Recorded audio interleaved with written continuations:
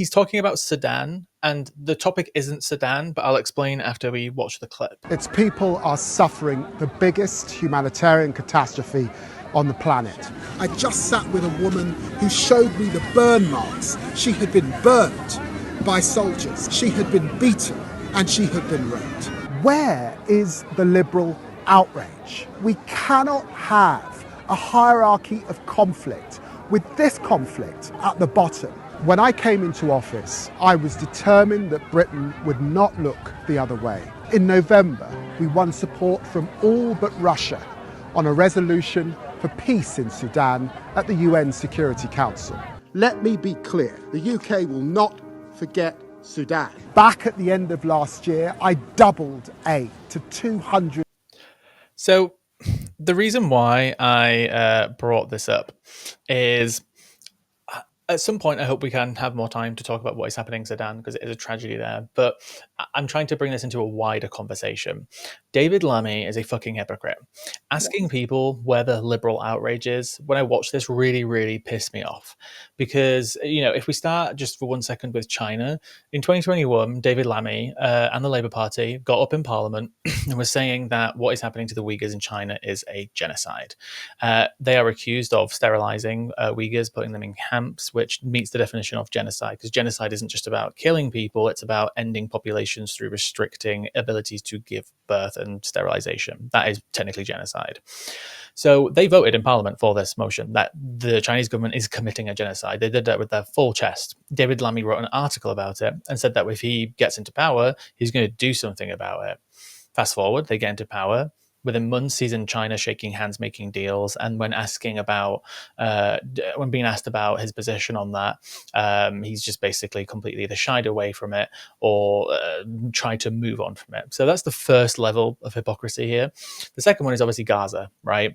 You know, within, I think it was like the first week or so, or a week or two, he went over to Israel, was shaking Benjamin Netanyahu's hand. Oh, we want a two-state solution, please, yada, yada, yada. Took them absolutely months to ban 30 out of about 350 arms sales that were going to Israel due to them potentially violating human rights in their opinion. And then we found out weeks and weeks later that when they got dragged to court by a human rights group, that actually they allowed 5 more arms sales to continue going ahead, even though they knew it could be breaching humanitarian laws and being used to commit war crimes. But they were scared that they would upset the US because of how it could affect NATO, which was their argument.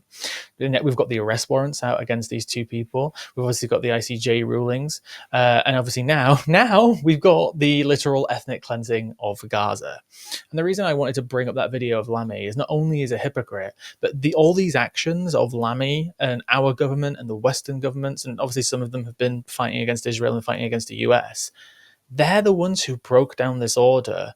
And that's why Sudan isn't getting the attention that it deserves, and other things in the world aren't getting the attention that it deserves, because people are exhausted. People put so much effort and so much power and so much time into Gaza, and we've had some successes, like, you know, the arrest warrants and stuff like that, and you know, Israel's diplomatic power and influence has waned, but ultimately we're heading towards actual ethnic cleansing, right? David Lammy is a part of that. It's his fault. Partly. It's our government's fault, partly. So when he's getting up asking where the liberal outrage is, what's the fucking point? And I'm not saying give up, I'm not saying that. But if he's going to sit there and say, what's happening is a genocide, we need more attention on this, at the same time doing nothing about these other things, what is the fucking point? And that's why I wanted to bring up this clip. And but what's your guys' thoughts? When the liberal outrage, as he puts it, exists, though, he sits on his arse and does fuck all about it. Yeah. So, like, I totally get what you mean when you're saying when you say what's the point? Like, you know, of course we should care about these atrocities and human rights violations and the likes, you know, and as they're happening. But this idea that Lammy is somehow, you know, somehow the moral arbiter in all of this, when he has literally changed his tune on multiple examples of human rights violations from before he was in power to now, simply because, oh well, now he's the foreign secretary, he's got to be diplomatic, hasn't he? Even in the face of literal genocide and literal human rights violations, and now talks of ethnic cleansing, not just from Israel but also from the US. Oh well, we don't agree with that. We don't support the forced removal of Palestinians from Gaza, but they're not calling it ethnic cleansing, which is what it is, because they're too frightened to. Because heaven forbid, heaven forbid that we upset little Trump, or poor Benjamin Netanyahu. Heaven forbid we hurt their little feelings by calling out the literal criminal acts that they're carrying out. Oh, it gets me wound up. Just on this comment as well that Young's put as well. So, a reminder that Lammy and Starmer incorrectly define genocide as they mark it by numbers, which is not a condition of genocide. And that is absolutely correct. Lammy got up in Parliament and said basically not enough people have died, and genocide is a very strong word. And we think of things like the Holocaust and stuff like that. Are you forgetting about the Bosnian genocide? 8,000 people. That was a genocide. That was legally defined in the courts and prosecuted and found guilty of literal genocide. 8,000, which obviously is still too many people, but the idea that numbers come into it is absolutely not true. And as I mentioned with China, is that sterilization of a group of people. You can commit genocide without killing a single person. Yeah. Also, that liberal outrage comment. Sorry, Sarah, just quickly. No, go ahead. That liberal outrage comment. It feels a bit loaded. That, doesn't it? It feels a little bit judgmental, as if he's saying, that people marching to not, to want to see the end of a genocide being committed in Gaza is, can be reduced to liberal outrage.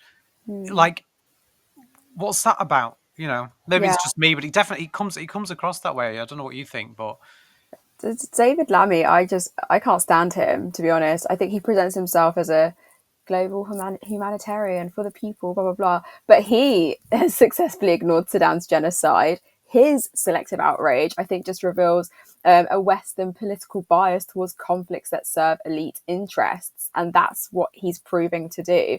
I mean, I won't forget, obviously, the war that broke out in Sudan. He did speak out about the Darfur genocide, and he condemned Sudan's then leader, Omar al-Bashir.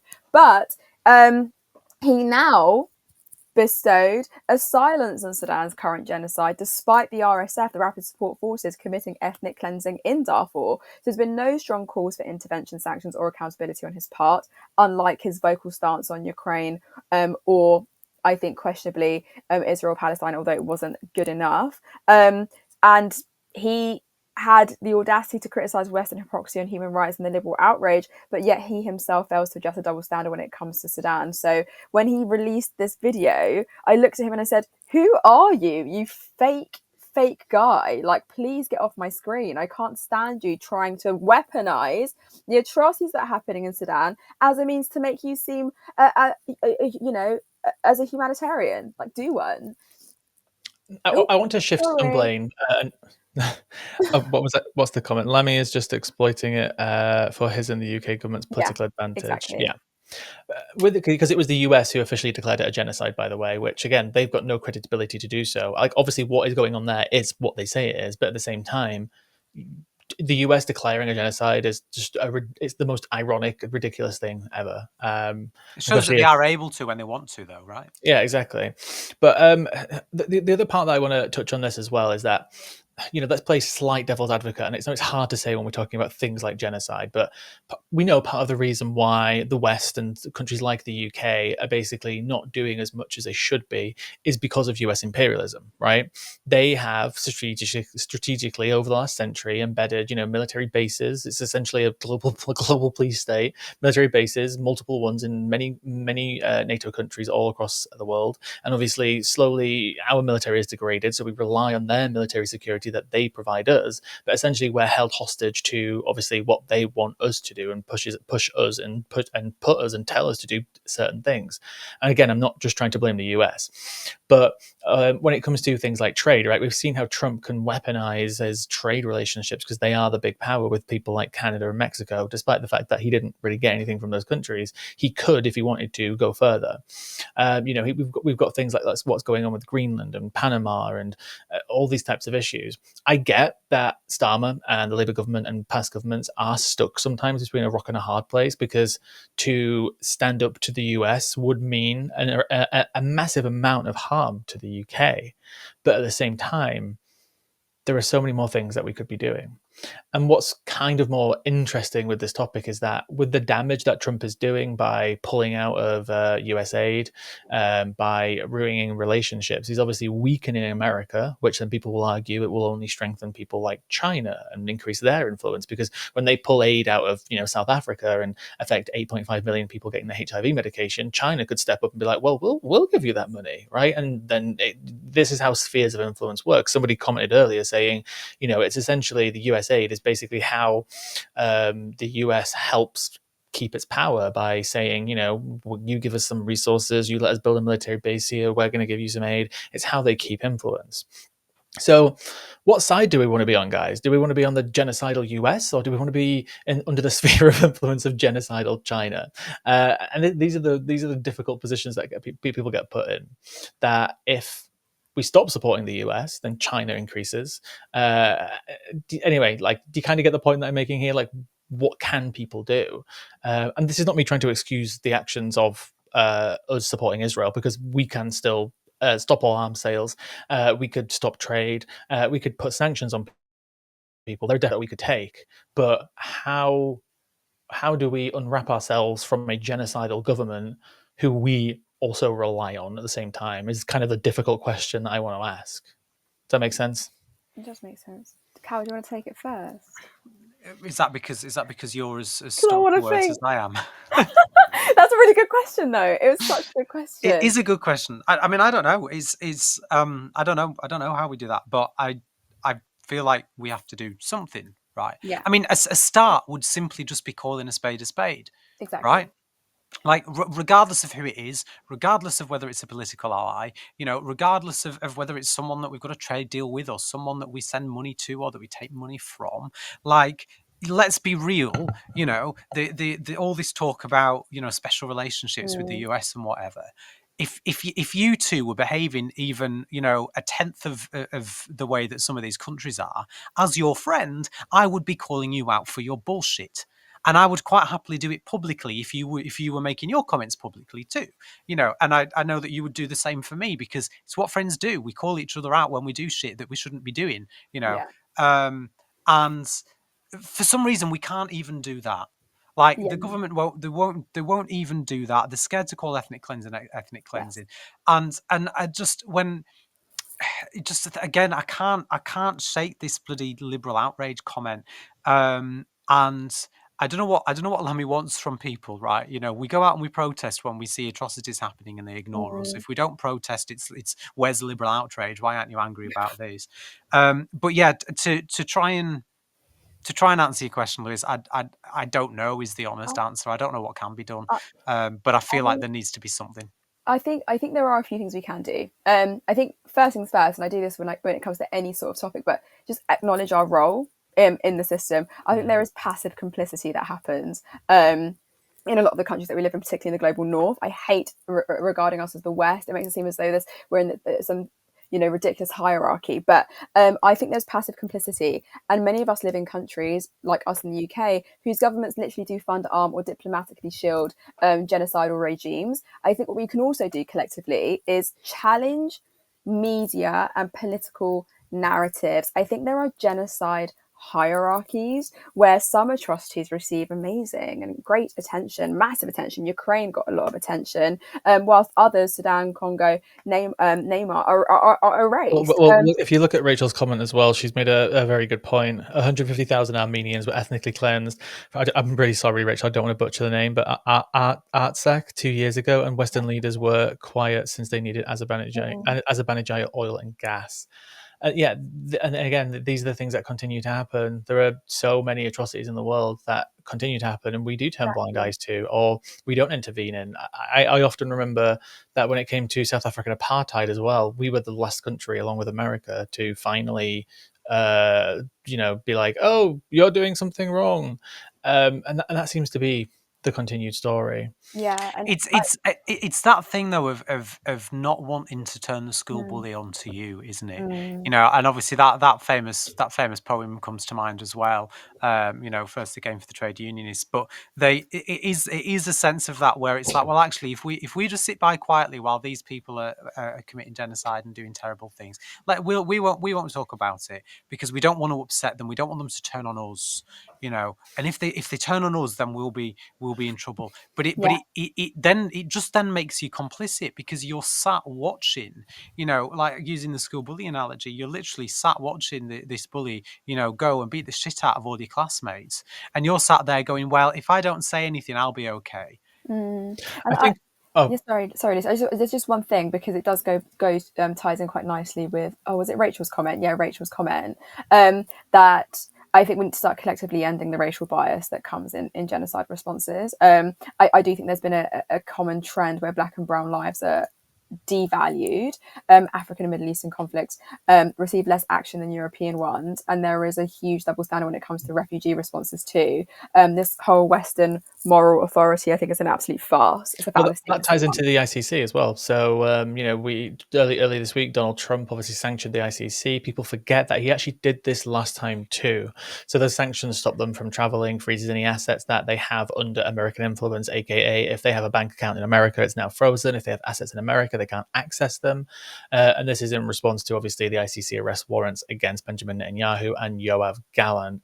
By the way, I do want to very quickly add that Yoav Gallant did an interview just over a day ago. I posted a video about this earlier, admitting that they in fact did use the Hannibal Directive on October 7th. And the Hannibal Directive is a military order which allows the military to essentially kill soldiers. That's the original meaning of it, to kill soldiers who are being taken hostage by militants.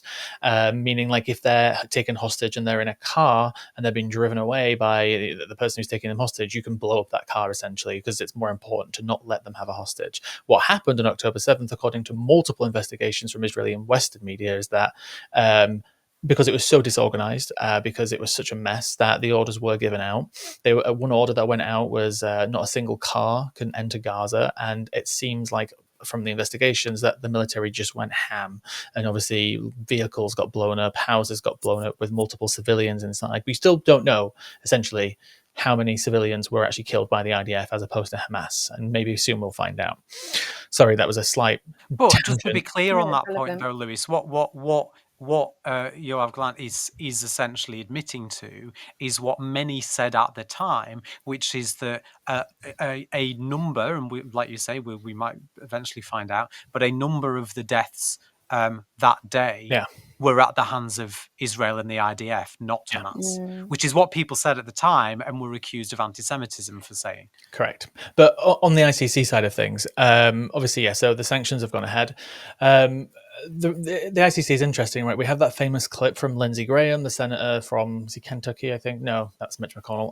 North Carolina or something. Anyway, we all know lovely little Lindsey Graham, who, no, I'm not going to make the comment. If people know what comment I was about to make, you can guess. He said that the system wasn't set up to prosecute people like us, meaning white people. That's what he meant when he said that comment. He said that comment months ago when the arrest warrants first came out, because traditionally the ICC has only gone after basically leaders from the global south, mostly African leaders and militants. Obviously, Vladimir Putin was the first white-looking person to have a arrest warrant put out for him. But obviously, they all agreed with that one. But the second, obviously, one goes out to a person within, Western or the global North's sphere of power. That's it. That's unacceptable. We're going to sanction you. I also, again, want to point out, we covered this months ago, that Israel was in fact spying, hacking and threatening members of the ICC, including the prosecutor turning up to her home and threatening her with transcripts from her husband and phone calls and loads of stuff like that. And that's all on record and proven by multiple investigative journalists who've done a fantastic job. Do you think the sanctioning of the ICC from Trump's administration is partly to try and deter them from ever investigating or looking to any future behaviour that Trump may or may not be planning on? So taking it part. does two things essentially. Obviously, it does harm them by obviously blocking them from traveling to certain places and freezing any assets that they may have and impedes their investigations essentially. But also the second thing that it does is that it through Trump's declaration that they are anti-Semitic and unfair and treating Israel unfairly, he gets to declare that to his followers, and then they just simply believe that, and that which then obviously undermines the ICC and further undermines the international order. But on top of that as well, by sanctioning the ICC, what they have done is also impeded other investigations as well. So there's multiple investigations that the court are doing all across the world, including Sudan and other places where atrocities are happening, and those sanctions are now going to affect those investigations and affect those people and those victims. And just going off of that, I think the sanctions are not. I think what it shows is that it's clearly not about justice. It's a geopolitical weapon that's used to serve Western interests, even at the cost of civilian suffering. All I see when these sanctions are put in place is that it's hurting civilians more than it's hurting the leaders. Economic sanctions will often devastate ordinary people, causing these food shortages, medical crises, and economic collapse as a result. And then, like, for example, let's look at Iraq in the 1990s. UN sanctions led to deaths of 500,000 children due to medicine and food shortages. So we're seeing these sanctions just impact ordinary people on a day-to-day basis. So it is a geopolitical weapon. I don't see it as anything else. But it also plants that seed, doesn't it, for when, when down the line, bear in mind Trump's talking about putting, tens of thousands of people into Guantanamo Bay, despite the fact that it's designed at maximum capacity to house about 800. We got satellite photos today, by the way, of them building infrastructure for it already, unfortunately. So, but inevitably when that happens, I would imagine that there's always a potential that, depending on what Trump's next move is, that he himself could find himself under investigation by the ICC. And if that were to occur, then it's great for him because he's sanctioned them. If the ICC turn around and if in a year or two's down the line we find out that he's been committing appalling atrocities against some of these so-called illegal immigrants that he wants to house in Guantanamo Bay, and there is an investigation, he can turn around and he can say, well, they're just doing it because I sanctioned them. It's just, they're just playing politics with the law, like what the Democrats did when they tried to get me put in prison last time, and it is his supporters and his followers will lap that up. Yeah. Also another again aspect with all of this is just the general breakdown of the international order. I know the international order constantly fails, right? But we're in a place where Israel and the US just pulled out the UN Human Rights Council. Obviously, we've got this ICC sanctioned, but on top of that as well, the only response that we've had from this really, some countries' statements have been more severe than others, but just no pushback. Essentially, it's just a case of we disagree with what Trump's saying. We believe in a two-state solution, and that's it. So they're going to go ahead and ethnically cleanse them. None of those actions are going to stop America from doing what they want to do. Exactly. Both the ICC and sanctions, I think, just reinforce Western dominance in global affairs. And I think selective accountability is only going to strengthen Western power.